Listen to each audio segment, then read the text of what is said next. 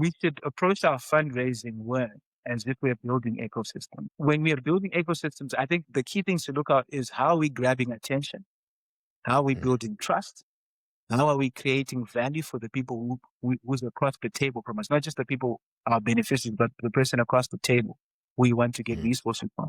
And then finally, how are we sustaining that relationship? Welcome to the Focus Fundraiser. This is where I get to discuss how to focus on the right fundraising practices with those who are in the trenches and doing this work across the country and the world, because we believe that doing more shouldn't be the goal for any of us. Focusing on what matters most should be. And today I am joined by Terrence Mugova. Did I say that correctly? You said it correctly, Rob. That's right. you're the top five. You're the top five people who pronounced it well. All right. So, Terrence, you are all the way in Zimbabwe. I love talking with people across the world. You run Educate, which finances students at more than 50 schools across Zimbabwe. And you also lead money coaching in your community. So I'm excited to dive into this with you because you bring a unique perspective to from most of the guests that we have on here. So welcome. Start us off by sharing about yourself and your path into all the things that you're doing with nonprofit and raising money and supporting your community. Thanks, Rob. Really appreciate being part of this and having this conversation. So I'm Terrence Mugova. I am from Zimbabwe, and I stay in the city that's known as the City of Kings, Bulawayo. And when it comes to my story is really one of building businesses based on pain that I will have experienced or pains that loved ones or people close to me have experienced. So the story of Educate really emanates from me almost being kicked out of university because my parents couldn't pay school fees on time. And it was me sitting on the campus after having given back my place and asking myself, what can I do to make sure no other Zimbabwean goes through what I went through?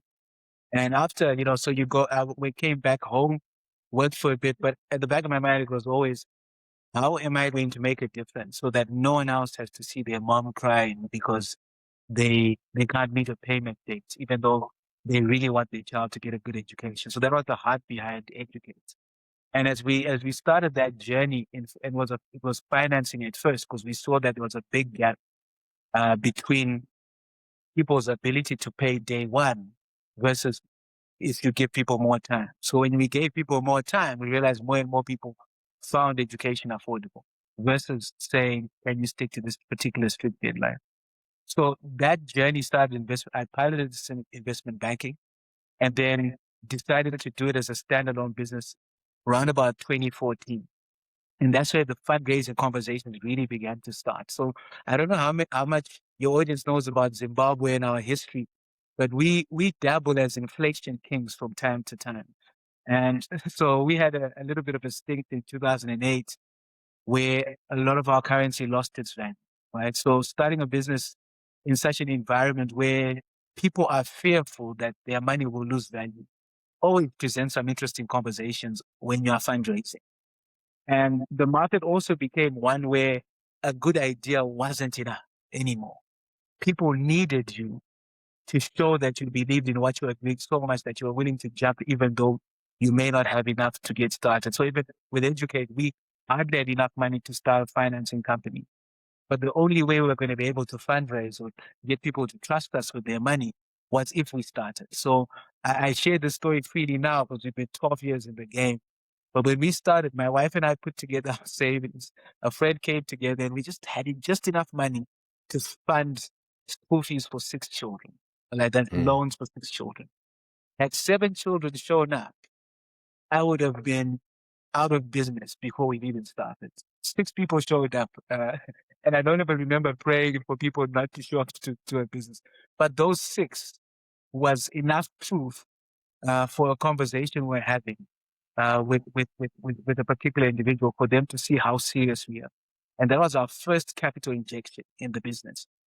So I think what I started learning in our environment is that fundraising for us in Zimbabwe took a very different shape. And especially if you are fundraising and you weren't coming from a background of means. I didn't have parents who could give me a house or, for you to have collateral that you could give to banks.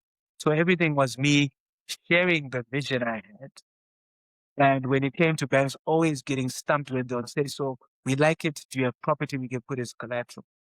So that's been so we managed to scale, and I'm sure we'll talk about some of the fundraising journeys we've taken as Educate and some of the other ventures, but everything so it moved from education. Then I had a trip down, got invited for a visit by the US Department of State and met a guy in Dallas. And he was telling me about hunger in America. And I was like, that just did not make sense. I was like, it all sort of oxymoronic. Like, how are people in America hungry? Because the perspective or the picture we are showed is not of a hungry America. It's a prosperous America. But when we had that conversation and he showed me the facts, I started asking myself, what's the situation at home? So when I came back from that visit, the next idea was, what could we do to tackle hunger in our cities? So you could almost say, when you look at my profile, it speaks almost of someone who's so nonprofit driven. But I then started saying, look, there are big problems our country has, our continent has, and some of them are so base level. And if businesses don't intentionally take a stance to solving them, it will not create enough growth or enough momentum in an economy for it to grow in other lines of business. So that was my thinking, that if we can begin to solve core problems, what would that look like? And that brought me into a whole different world of fundraising, conversations. And I had this weird encounter where I'd been in business, for-profit business for over 5 years. And just a few people sort of knew who I was and what I was doing. And within months of starting a feeding program where we were just coming together and preparing meals for people in need, by the end of that year, I was being invited to churches, events, and I was like, snap, what is going on here? And that's what I want to learn, that people love to see people doing good. And people will gravitate more to non-profit causes or people who are doing things without their individual benefit at the forefront. So I'll stop there, but that's sort of been my journey. Yeah, that's so good. So you talked about educate, you talked about that piece a bit with the hunger, but who are you guys serving? Like, what is it what does success look like for you guys with this? That's a really good question. For us, success is helping people.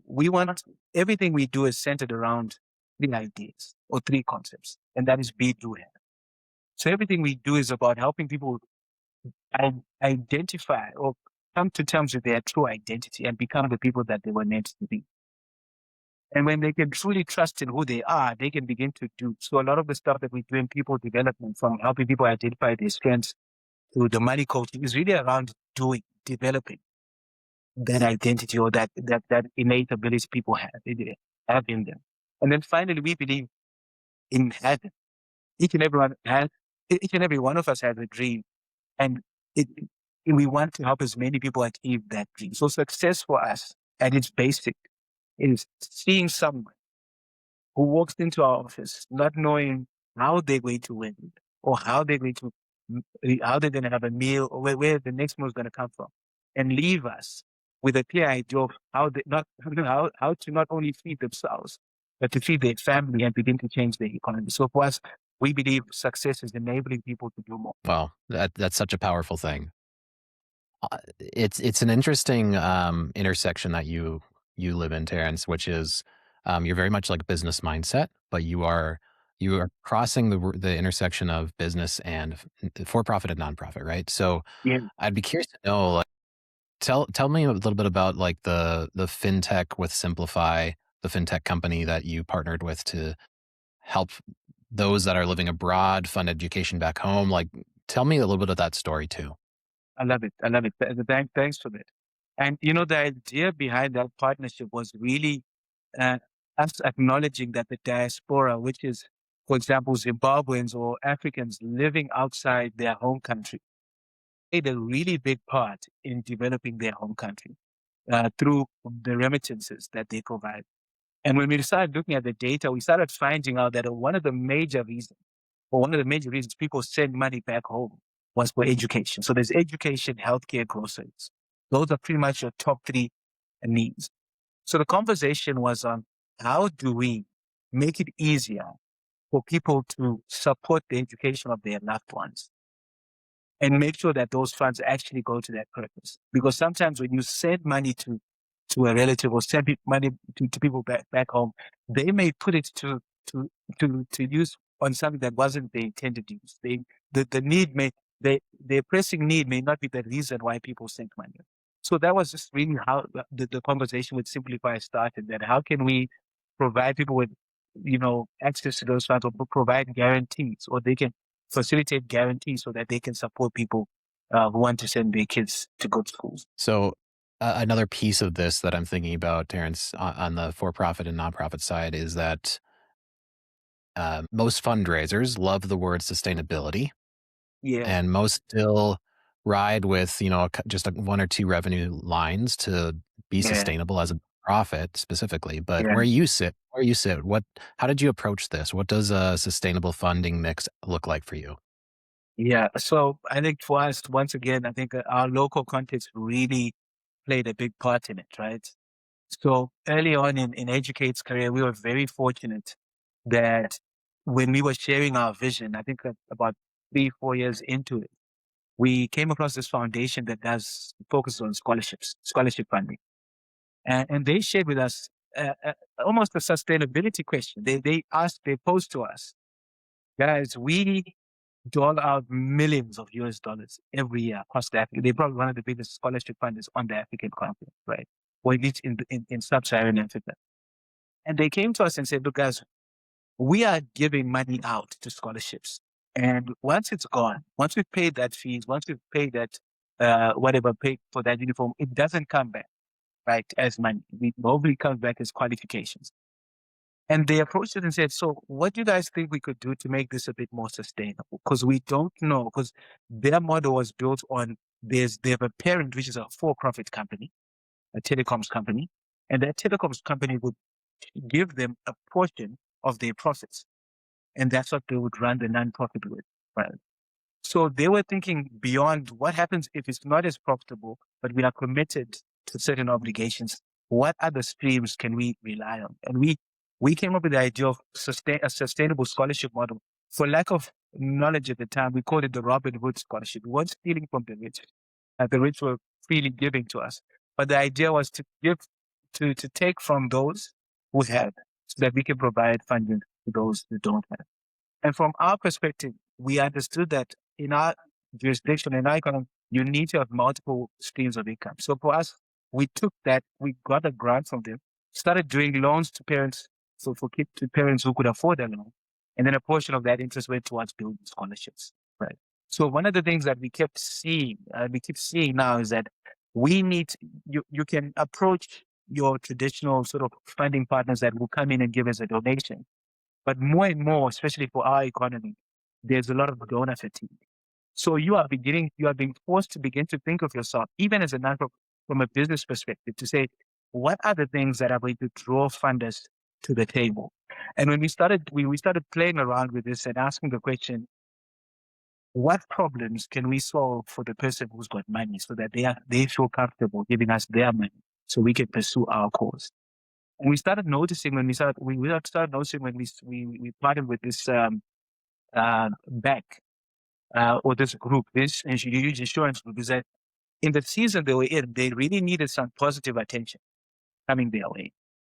And they wanted an easy way to give to causes that are relatable to women. So we started noticing that we could get what we needed done by simply positioning the conversation, not as can you help us out, but as how can we have a shared value relationship? You guys want to be able to have a presence in 4 locations where you've got businesses.